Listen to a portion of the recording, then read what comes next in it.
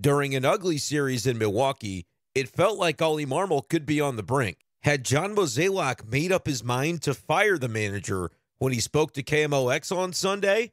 And then Oli got ejected and maybe sparked a Cardinal win? We're talking about it all coming up on B-Schaeff Daily.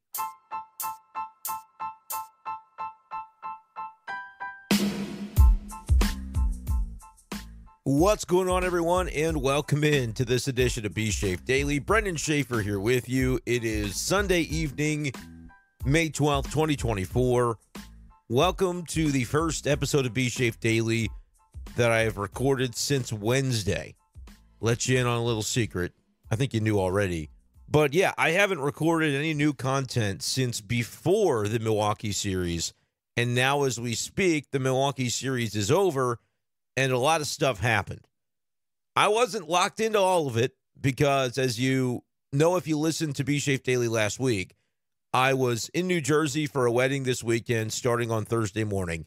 And my goodness, does my voice still sound like that's exactly what I was doing. So if you're willing to bear with me and a froggy voice for tonight's episode, my expectation is that I'll be back and ready to go by Monday with full throttle on the vocal cords. But the way it goes is when you're in a wedding in New Jersey at a country club that I'm pretty sure is co-owned by Joe Flacco. I did some research. Anyway, and they're blaring Mr. Brightside. You can't not sing the alternate lyrics as a Missouri Tiger being the only Mizzou guy in the room. You just have to belt it out, and sometimes doing so costs you your voice the next day. That's where we're at right now. But everything did go well with the wedding. But you talk about a 3-day extravaganza, Thursday night, Atlantic City. Anybody ever been to the Trop Casino and everything going on there? They've got a Cuban restaurant there. Unbelievable. And we had the rehearsal on Friday. We had the wedding itself on Saturday. I gave the best man speech. I think I pulled it off. A lot of nerves goes into something like that, but we did that. And I even messed around on one of the mobile apps playing some, now this is stupid, you should never do this, but played some blackjack on my phone because it's legal there to do, and did okay. Did okay on Saturday night after the wedding. And then we got up at the butt crack of dawn to get back for Mother's Day so my wife and my son could have that day and did all sorts of stuff. So here we are, Sunday night. I did watch Sunday's game. I'm going to be straight with you. I didn't watch Thursday, Friday, Saturday. Doesn't feel like I really missed much. I was checking in periodically, but I was not locked in. It was a crazy weekend for me. But I kind of saw all that I needed to see as the Cardinals were spiraling toward what seemed like a full-scale meltdown. As the losing streak ultimately hit 7 games, and it got so bad that I'm going to be totally frank with you guys. Was getting messages from different people with KMOV on Saturday, and they're like, are they going to fire them? Are the Cardinals going to fire the manager while you're on a wedding trip? Because that happened before. When Mike Matheny got fired, I was out of town at a wedding, and lo and behold, the Cardinals are having their worst stretch of the season when I'm at another wedding a few years later, and KMOV's like, what's going on here? So I had to write a story just in case. I had to write it as though it was going to happen. Now, as we sit here on Sunday night, I don't know what to expect. We'll talk about the comments Should Mozeliak made on KMOX Sunday morning. Now, keep in mind, this was before a very heartening Cardinal win, where Paul Goldschmidt hit a home run. He also had another big RBI base hit, and Michael Ciani contributing. Miles Michaelis starting off brutally, throwing 42 pitches to get out of the first inning, allowing 3 runs, and then just turns into Mr. Efficiency for 5 more innings to give the Cardinals a quality start. Ryan Helsley does his part. JoJo, Kittredge. This was a heck of a win for the Cardinals on Sunday, but because I haven't done a podcast since Wednesday, and the last podcast I put on the feed was the Will the Cardinals Trade Arenado episode, which was, again, prepackaged ahead of the Milwaukee series. So that's why you didn't hear me talking about the series at all during that, because I recorded it Wednesday and released it Thursday night or whenever it came out. We have to talk about the series in its totality because I still think we have to talk about a world in which Oli Marmol is managing for his job this week. And for longtime listeners of the show, you probably suspect that I don't agree with that, but that does seem to be about where we are right now. I think the temperature has heated up dramatically to the extent that, and look, I don't know ins and outs of this, but I believe Should Mozeliak is going to be out on this Angels trip as the Cardinals complete the West Coast swing before returning to Busch Stadium later this week, take on the Red Sox for the weekend series. Mo is not in Milwaukee, going out to Los Angeles. I don't believe that's super uncommon. I imagine if there are two legs to a road trip, sometimes he might only go to one, not the other. Sometimes maybe he goes to neither. But he's going to be boots on the ground during a series where, I mean, look, there was a time this weekend where in my mind I was almost resigned to the idea that he was not going to keep managing the Cardinals. And maybe he won't. Like, I'm serious as we talk about this, and maybe this is just my lack of institutional knowledge over the past few days because I haven't been locked in on everything going on, but I've been following it from afar. And Sonny Gray giving up the 3 homers when the stuff that was supposed to be automatic, Andrew Kittredge gives up the homer, I think it was Saturday, when the stuff that's supposed to be automatic starts to falter and the other stuff that's been a problem doesn't suddenly resolve itself, and you're the manager of the team, they're going to look at you. It's just inevitable. And so we'll talk about what I think of that. If you've seen my tweets over the past couple of days, I think you already have an idea. And look, if you've listened to the show, you're probably tuning in going, this is juicy. Are we going to get Brenden talking about firing Oli? Because he's been, I mean, that'd be pretty good. He's been pretty steadfast in defending the manager. So you might be here to, have your popcorn ready and see if I make a fool of myself. But I'm going to do what I always do and shoot you straight and continue to tell you what I think. And if what I think is wrong, then you can comment in the YouTube comment section below and let me know that. You can tweet at me, at B-Schaeffer12, and let me know that. But I'm going to tell you what I think, right? The reality of where the Cardinals are, and again, we have to back up a little bit because we haven't spoken since the Milwaukee series began. We're going to talk about where they're at now after Sunday's win, which I think they needed. And if they hadn't gotten it, I might have been surprised if Oli Marmol was permitted to head on out to Los Angeles with the team. Like, as it stands now, I don't think that's in question. Maybe we get a report to the contrary before I release this episode, and this all becomes null and void. But if you go 4-game sweep at Milwaukee in the way that it was happening, I don't know, dude. I don't know. Like, would I be advocating for it? No. I don't think you'll ever catch me advocating for it. For Marmol to be fired. Has he had missteps? Sure. Has he, like, you couldn't possibly argue that Oli Marmol has made the most of the talent on this team over the past 14 months. Because clearly he hasn't, but at the same time, it's the chicken or the egg. Are you looking at the talent itself and saying, well, why aren't they performing better? Eventually, you do have to turn an eye toward the coaching staff and toward the manager to say, like, what's the tone being set and how can changing the coaching staff and or the manager provide a better tone from the same group of players? Because as it's been said, you can't fire all the players. These are the players that the Cardinals are going to be moving forward with, and you can maybe tweak things at the deadline and in the offseason, but wholesale changes to a roster don't just happen overnight. And if it's a roster that needs wholesale changes, the Cardinals are in trouble because a lot of the position players are homegrown guys that are younger with team control and are supposed to be sort of the bridge to that next window of contention as you fill in the gaps with pitching or whatever the spots are that need to be filled.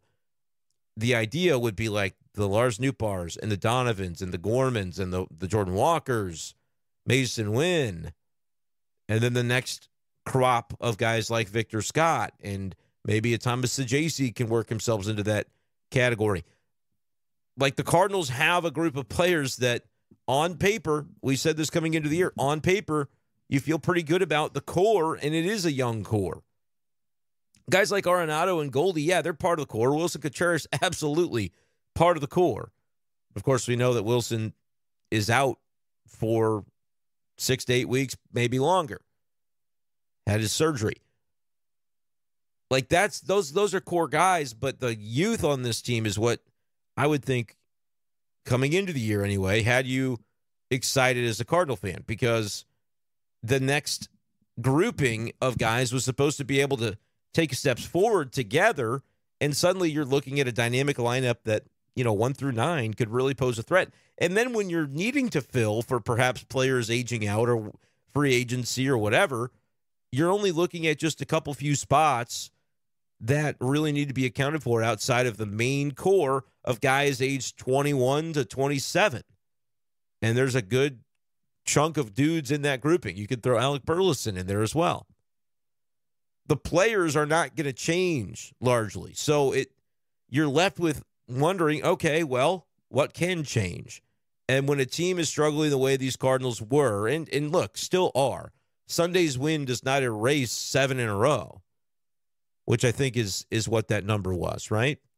You go from blowing the White Sox series, the Mets situation happens, you rain one of those games out, and then you get clobbered for 3 in a row against Milwaukee.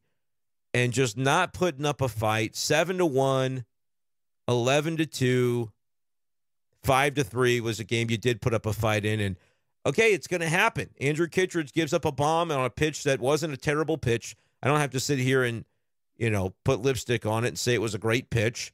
It was a fine pitch, and sometimes you get beat. But, man, that was a spot to not get beat. And it just happens. And he's since come back on Sunday, and he got Hoskins and put him away.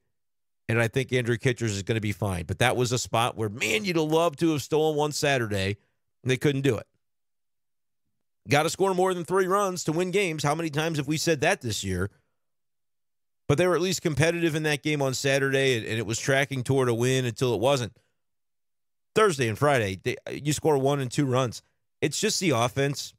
It's the offense that's not giving the team a chance to win very often. It's still the same as it ever was. But when the starting pitching and the bullpen joins that, you get what happened Thursday, Friday. Sonny Gray had a bad start. He'll have another one at some point. But the Cardinals can't afford it. That's what's crazy. Like, it's not a fair ask, but the Cardinals can't afford bad starts from Sonny. He was the constant, and when he goes, it's like, well, no. You have to go 6 innings and give up 1 run, because if you don't, what happens every 5th day to this team? So he had a bad start. Happens. You kind of catalog, okay. Friday happens. Goodness gracious. I'm telling you, man, it's not been really sunshine and roses from Lance Lynn. And I like, though, that Lynn said he told the Cat in the pregame interview for Sunday, talking about guys needing to loosen up, and it's a game of baseball, and playing tight's not going to get you anywhere. And I agree with all that. But Lance Lynn, again, can't get through 5 innings. Couple of walks. Pitch count wasn't really the culprit this time. 85 is a little high for 4 2/3. But it's the 5 runs, 4 earned, couple of walks, 5 hits. I'm not going to walk you through every little thing that happened because, again, I was only barely following. So take my thoughts on that with a grain of salt. If you thought Lynn pitched well, you can tell me in the YouTube comment section why I'm wrong, and I might have to just own that because I didn't watch it. Right? I'll be transparent. You guys know where I was this weekend. Gorman homers in that game. He's up to 5 on the year, but that's all the Cardinals really got Friday offensively. So the pressure is mounting. It felt like it was mounting going into Saturday, where if I had woken up Sunday and they said Cardinals made a change at manager mid-series, which you don't really often ever see, thought, okay, if they're going to do it, it's going to be after Sunday's loss. And lose Sunday, though.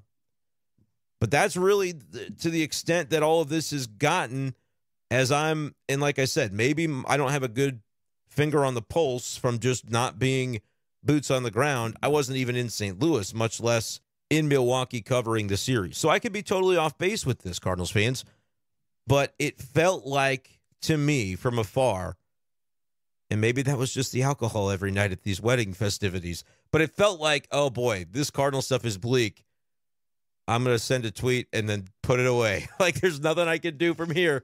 There's no conversation I can get involved in. I probably did. I probably did get into a few conversations, but I tried to be hands off with it. because I could tell it was spiraling, and people were understandably upset.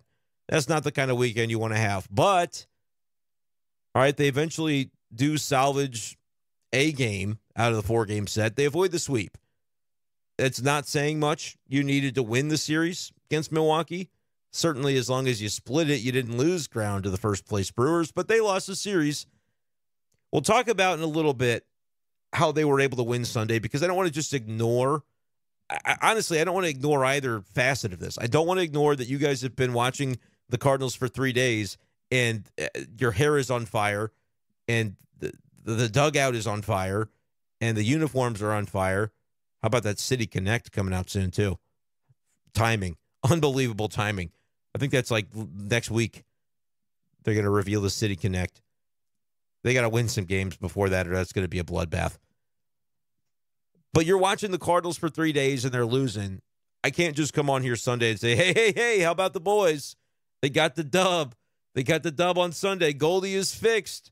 Goldie is back, baby. No, I'm not going to do that. It might be easy to do that because I wouldn't have to talk about the negative stuff. But I think the negative stuff is still, for better or worse, swirling, right? Like, I don't know. Cardinals need to go win a series in Los Angeles. Everybody knows that I think Oli Marmol is a sharp guy, a good baseball man, and I think can be a good manager. Now, he's been tested with some subpar situations. And look, part of it's his own doing. If you're the man in charge as the field manager, you're going to be responsible for the record. That's why they put the wins and losses by the manager's name. That's why they grade that stuff. That's why they mark it. Right now, Oli Marmol is sub 500 for his career as a manager.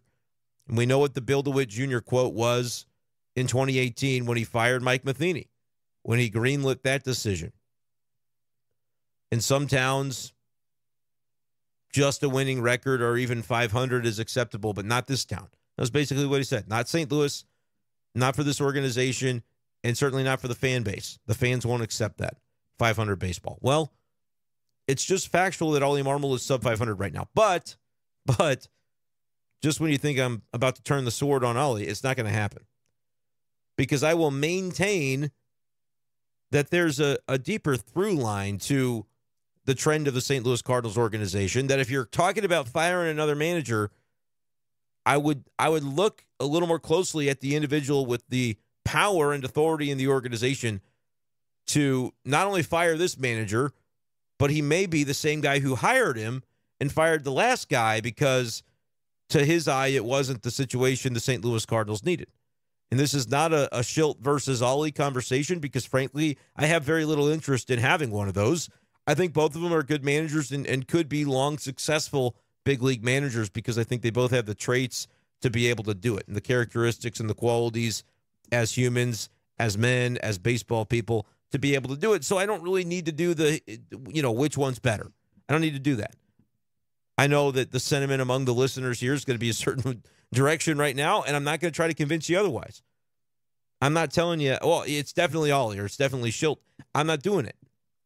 I just don't think it actually matters and is functional to this conversation, which is that, hey, for better or worse, there was a decision made that this guy that was managing the team that had a winning record is not what the Cardinals need.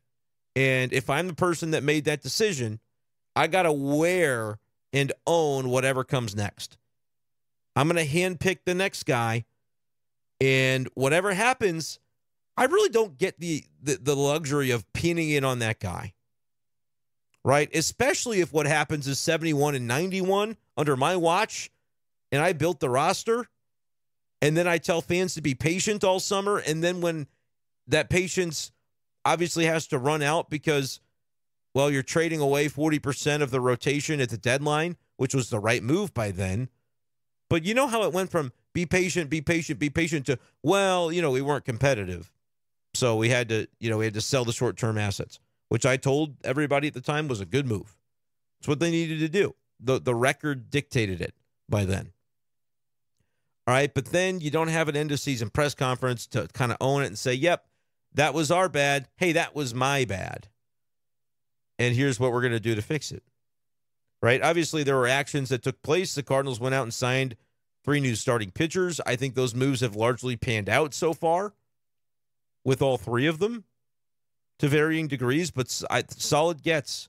Sonny Gray, of course, Kyle Gibson, and even Lance Lynn, who's struggling a little more recently, but I think he's going to be there. The numbers are going to be there for Lance Lynn. But then the new season isn't going well, and it really doesn't matter why. It doesn't matter that it's not actually the pitching as much causing the issues. Although I do think you've got maybe half of a bullpen, and you got to figure out around that what it's going to look like.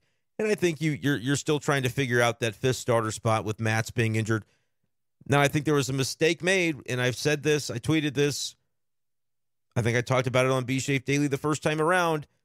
Steven Matz is pitching in that doubleheader against Detroit when you know you have 27 innings to cover in 24 hours, and you know that he's compromised, but you're going to let him grit through it. And the reasoning that's used is, well, we can't afford to go to a bullpen game because we have all of these innings to cover over the next 24 hours, when that's just not right. The reality is you could have known several days before that doubleheader that Matz was going to be compromised, and you could have called up somebody and IL'd him in the first place. Now, does that fall on Oli Marmol? I think in part it does, because the communication that he has with Steven Matz is then the communication that Oli can take to the front office. But I'm also going to look at that same front office, and I've been alluding to Should Mozeliak being complicit in all of what's going on. I hadn't used his name, but you know who I'm talking about. The one who fired Mike Shildt and said, no, this is what we need. Philosophical differences. Look, I'm not even trying to relitigate whether it was right or wrong that he was fired. There may have been some things that happened that, shouldn't have happened, but I don't have that. I don't know that for sure. So I'm not here to really even do that. But Should Mozeliak felt strongly enough that, hey, this is the way the Cardinals need to go, and here's what's going to happen. All right, you brought your manager in.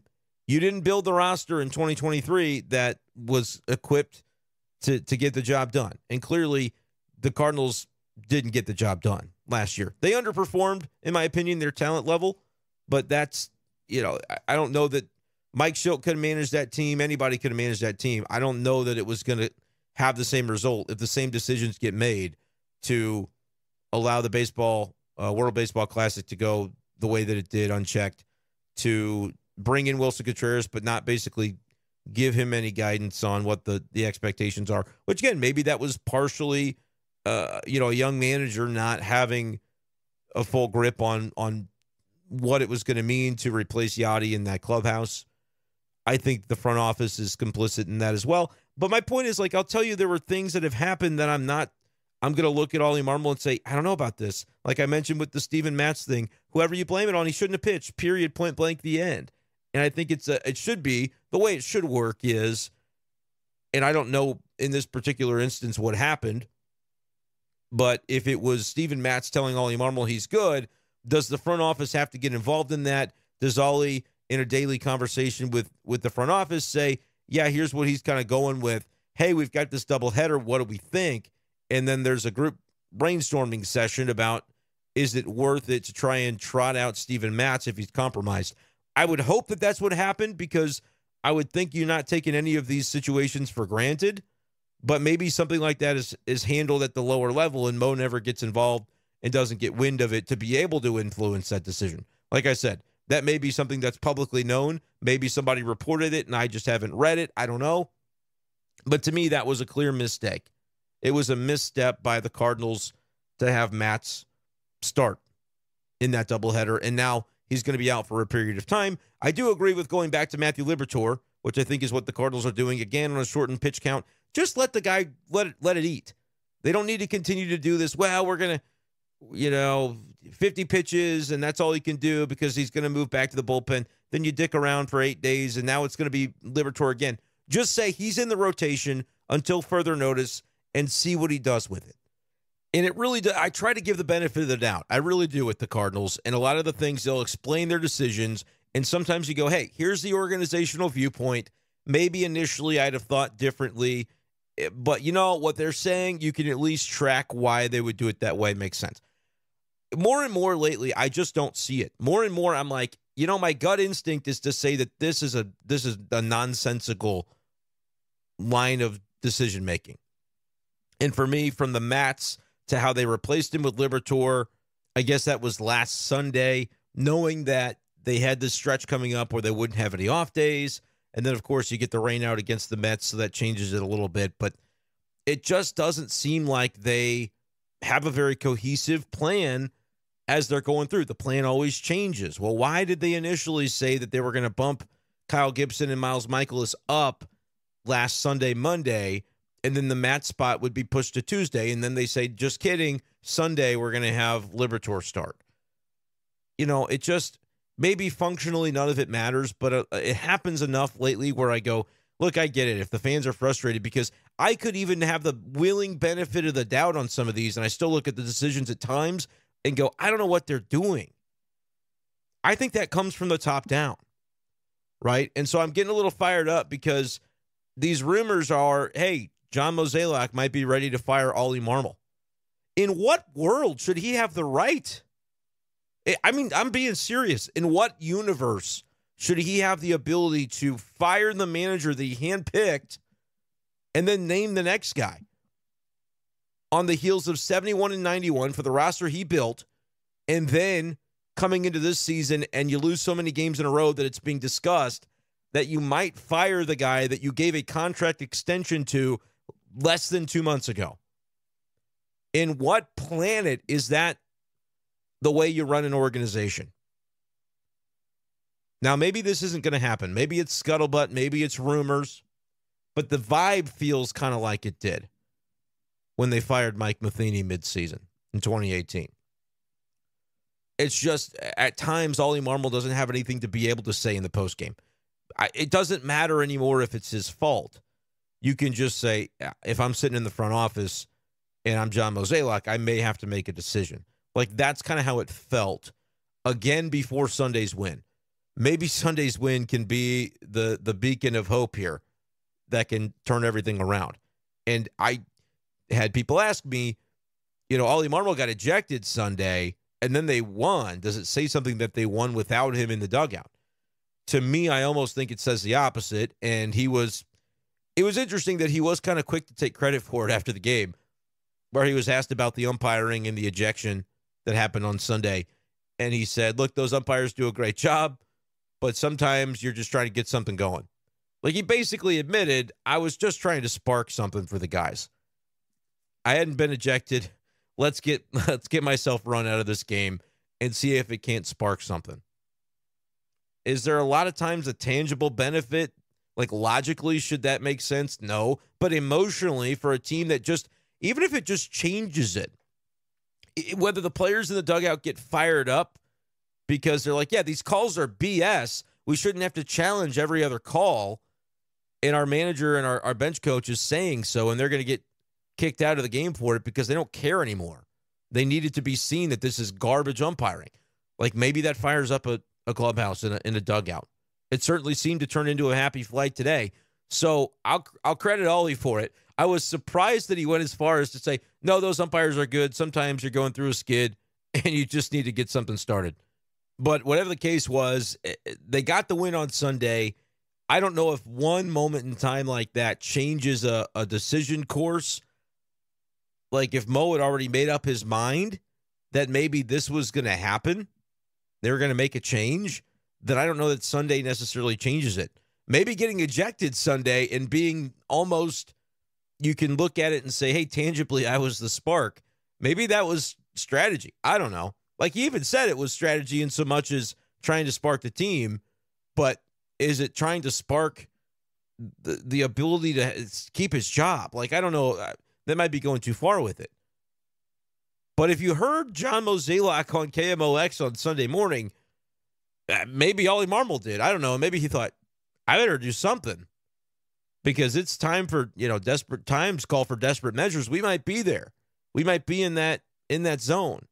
I want to play the audio. Tom Ackerman asked the question on Sports on a Sunday morning with Cardinals president of baseball operations, Should Mozeliak. This was from before Sunday's win over the Brewers.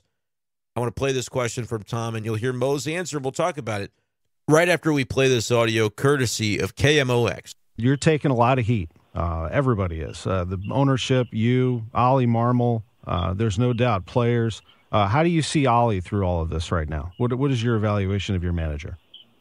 Well, I think it's these are times that are difficult. I still think he understands the job. I think he knows how to manage. I think he's trying to, put the right combination of players in. But, at some level, you got to have some performance. And, I understand, fans are not happy with myself. They're not happy with Oli. I don't think anything I say here today is going to change that. So I think we have to just keep trying to go back and try to get this to work. And, look, we understand if it doesn't, then, people are going to be held accountable. And, ultimately that starts with me.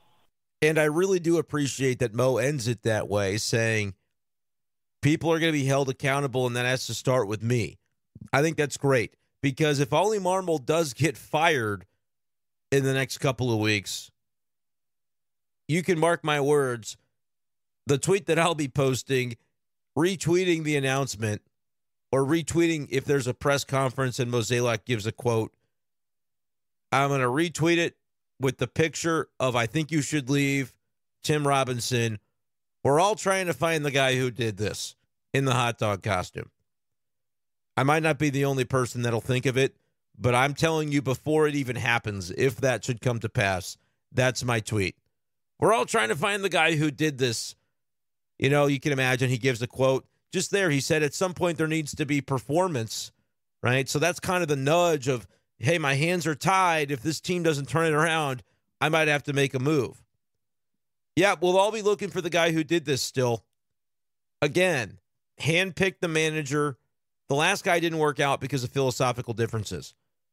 Mike Shilt's philosophies versus the front offices, right? And you can say that, and you might be right to say that, well, they only said philosophical differences because they just didn't want to get into the nuts and bolts on maybe revealing that Mike Shildt was, behaving improperly with staff or whatever the supposed allegations were. Maybe they were doing him a solid to say philosophical differences, right? There's an argument to be made that that's what it was.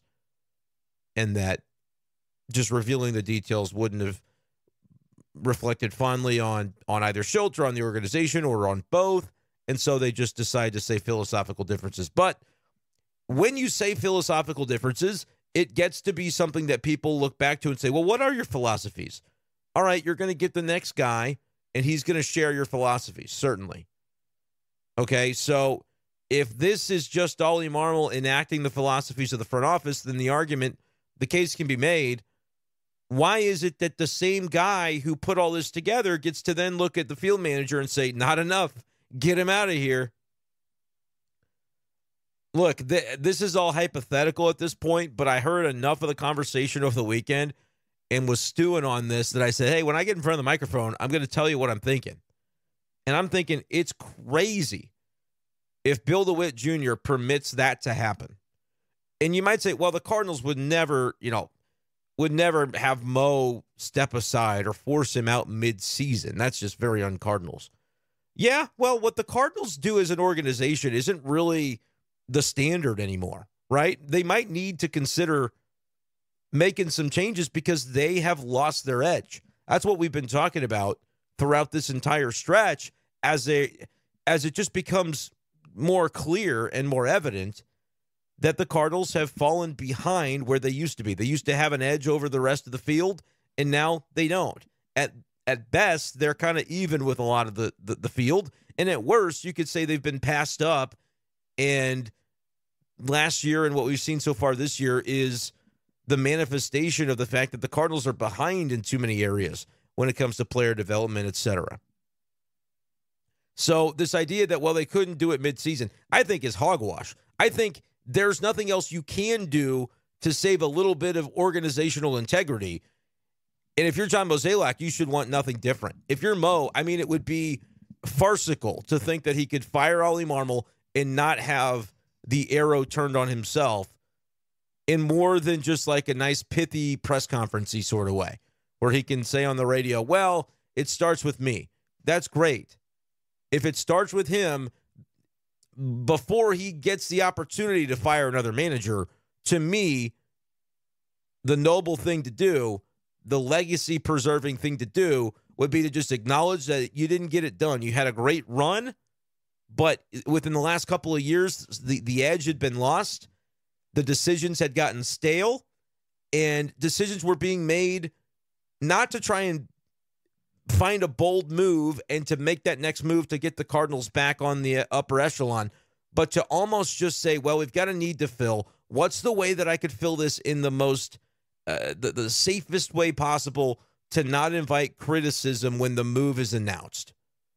Like, how can I make sure to just not necessarily even win the press conference, but I can get through it with a passing grade? And then you look at the years evolve and you go, how many of these decisions are necessarily stacking up? And then when there's a decision that's made that feels like, all right, we kind of see the writing on the wall with this one, maybe not panning out, the Cardinals under Mo have been notoriously slow to adapt, to cut bait on a situation that isn't working, or to be willing to make a roster move, whether it's a struggling player you're going to send to the minors and there needs to be a transaction.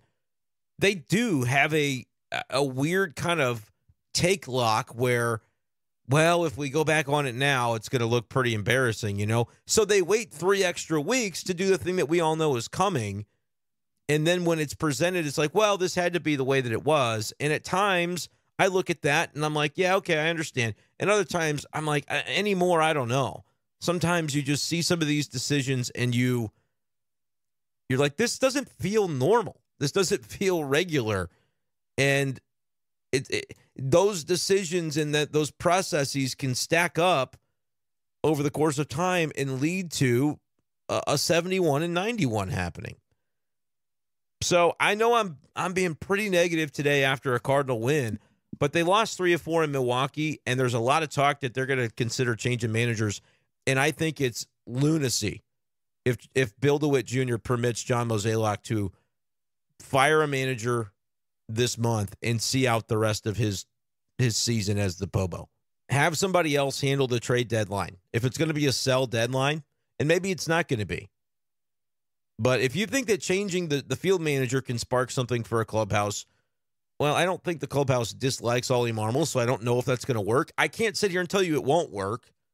Sometimes, like I said, there are no logic behind these things, and a change for change's sake can sometimes manifest positively for a team. You could just play a little looser. You're not playing in fear of losing your manager his job because it already happened. Like there are arguments that sound a little bit primitive, but I could also see the case for them as to why the Cardinals may decide to make a move.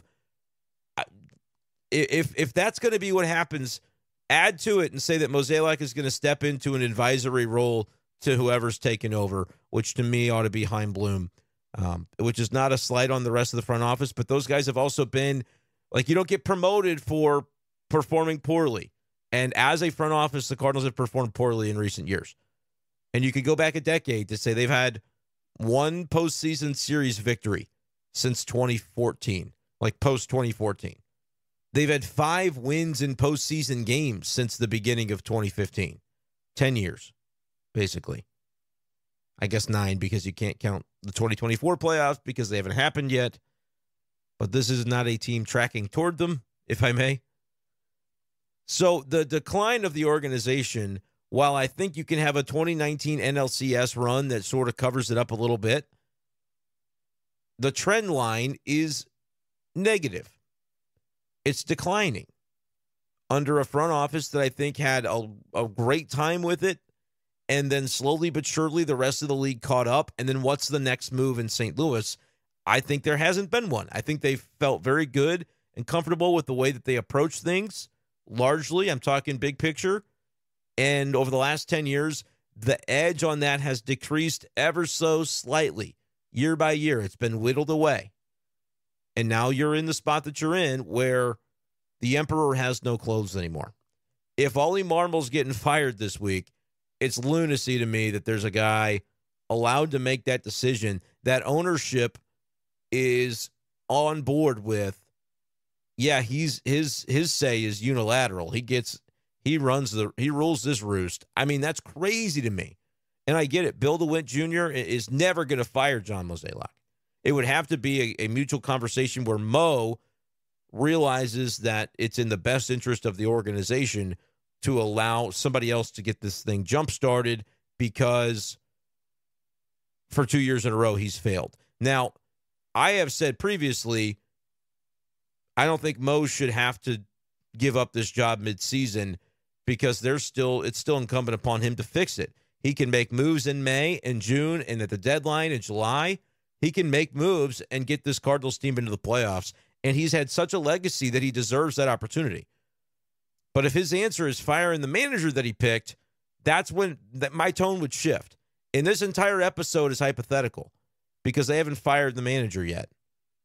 And maybe Sunday's win cools the temperature on that a little bit and allows everybody to relax. Maybe the players play a little more loose, and we're talking about a totally different situation without outside intervention before too long. But I can't say for sure that that's going to be the case either. I think the Cardinals missed the window to potentially make a move that could have had an impact on the clubhouse. And again, have a fall guy. Always have a fall guy. Turner Ward could have been the fall guy. A shakeup to the hitting coaching staff in a formal manner could have been the fall guy. But when you then go and lose 7 in a row, suddenly it's like, I don't know that there's a fall guy big enough. If you're going to do anything, it's going to feel like small potatoes if you don't fire the manager. I feel like they made a mistake organizationally in that regard, which isn't fair because Turner Ward technically was managing the win on Sunday after Oli and Descalso got kicked out. But I don't know, man. I just think it's wild that we're going to sit here and talk about how Oli's doing this or he didn't do that. The guy built the roster in 2023, and then he said, be patient with me, and then kind of spit on that because the patience ran out. The team gave up, as well they should have, because they were bad. And then Should Mozeliak doesn't face the music. It's a meaningless thing. Maybe people don't care about it. I thought it was cowardly to not face the music after the season ended. Again, it's a small thing, but these things add up, and it's how the Cardinals have operated in recent years. It's like, okay, that's a small thing, but it is one of those that you just look at and say, of all the years to not have an end-of-season press conference that you have every single year, you're going to tell me that it's because you don't have any coaching news to announce yet? No, this was the one time you lost, and you get a chance to face the music and show that you can take it. They didn't show that. All right? It's not even a personal attack. It's just like the facts of the case being laid out before you. And then Mo had the chance to build this roster up. In his defense, I didn't think the offense would be terrible this year. To this point, it has been. But his name is still on it, man. His name is still on that roster. So I just don't think it makes any sense if the Cardinals are looking to make a move. I'll say again, maybe Sunday reverses the entire thing. But the record is still the record. The team has still got a long road back. We'll see how they perform in Los Angeles. Paul Goldschmidt doing what he did on Sunday. Michaelis settling in after a brutal first inning. You still didn't have great numbers with runners in scoring position as a team. 13 men left on base. But they're getting guys in scoring position all the time. You're starting to see better at-bats take place.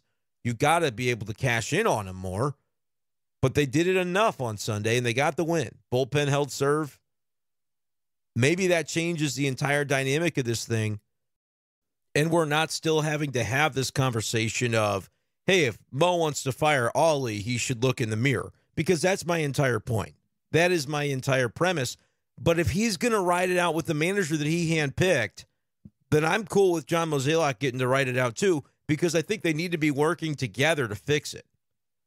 But to scapegoat the manager when you've built this roster 2 years in a row and year one didn't work, year two, if it's to the extent that you're going to fire a guy, that's scapegoating to me. And I would say that Mozeliak would be the one that I would look to say, the accountability starts with you. Step aside. Step aside and let the next person handle it. If you're going to fire a manager, that's how I view it. If you're going to ride this out and try to make tweaks that aren't, they just extended him in March. Where's the thought process? If it sounds like a stump speech for Oli Marmol's job, it's not what it's intended to be. I do think Oli is solid, but he's got to win more. He does. But so does John Mozeliak. And Mo built the roster. So take it for what you will. I don't know if there's going to be a move made this week. I can't sit here and say there shouldn't be a move made. But it's also early May, so how will you know when enough is enough if you're the St. Louis Cardinals? Where do you draw that line? And what's the impact of a decision if a decision is made? Because it really is a hitting question, is it as simple as the guys start hitting and this team starts winning and Oli Marmol looks like a great manager again? Because I thought he looked like a pretty good manager in 2022. A lot of people might disagree with that, but I thought he did. Mo looked like a better Pobo back then than he does right now. When the pieces you put into play perform to their capabilities and to the expectations, everybody looks good. This has been, ever since, 2023 and up to the point of 2024 that we're in, has been school of hard knocks. Whether you're a manager or a GM or a president of baseball ops, nothing about it's been easy. It's not, and I want to acknowledge, it's not easy for Mo to make decisions when, every decision you make feels like it leads to the next wrong one, because they just have not been able to stack up consistency and getting some momentum going. But his job description is to fix it. So I really don't think you can take a second year of, well, yeah, this year the offense, nobody saw it coming that it would be this bad. So, Mo's going to go into the offseason trying to fix it. Eventually, I think Cardinals fans are going to demand something different than that. And I don't think they're wrong to do so. Now, the comments Bill DeWitt III made to Martin Kilcoyne maybe indicate that there's a disconnect here, that if you're hoping for a certain type of outcome as it pertains to Mozeliak's status, you might be barking up the wrong tree. And again, I'm not barking. I'm just simply saying, if they decide the manager's the problem to this, I'll be posting the hot dog picture. We're all trying to find the guy who did this, because I think if they fire Oli Marmol, they still won't have found the guy who did it. And it's not to say that this is over. Have I shifted to where, and I said this last week, the day that Wilson Contreras got injured, I said that's the first day of the year that I thought, I don't think the Cardinals are going to make the playoffs this year. Before that, I would have said they'll find a way. Even if I was uncomfortable in saying it, I would have said, I think they'll find a way. But that day it changed for me, because I said, I don't know if they have enough to overcome an injury like that. Not with where they already are in the standings. If they were sitting at 500 when that happened, I could have said, well, they're in the mix still and they can overcome it. They're not at 500. And since the Contreras injury, things haven't gone well. So I don't think I picked a terrible time to say, and look, it's not that I'm rooting. I don't have a rooting interest. Personally, I'd like to just see them play better so that we can put the extracurriculars and the talk of who should be losing their jobs away, because I don't enjoy that.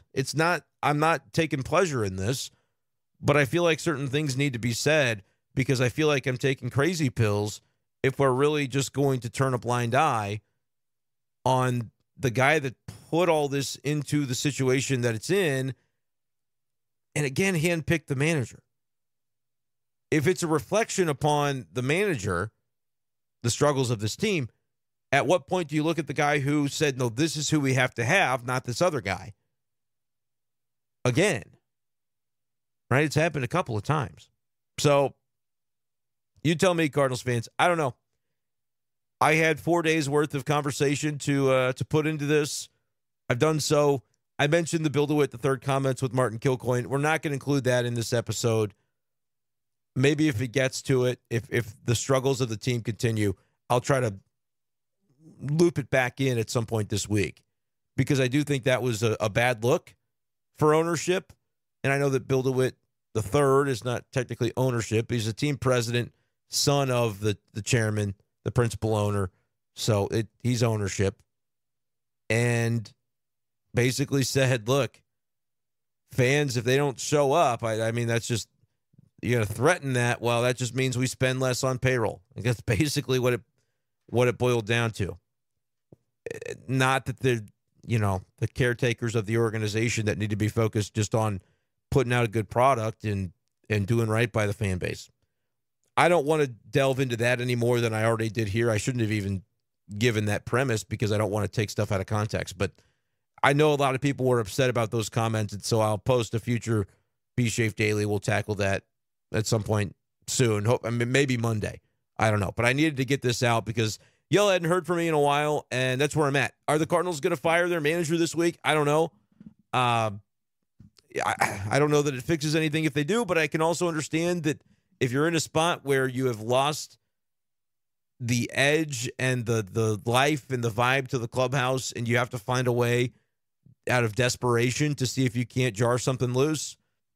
It's happened before in professional sports, and maybe this is an example where it should happen again.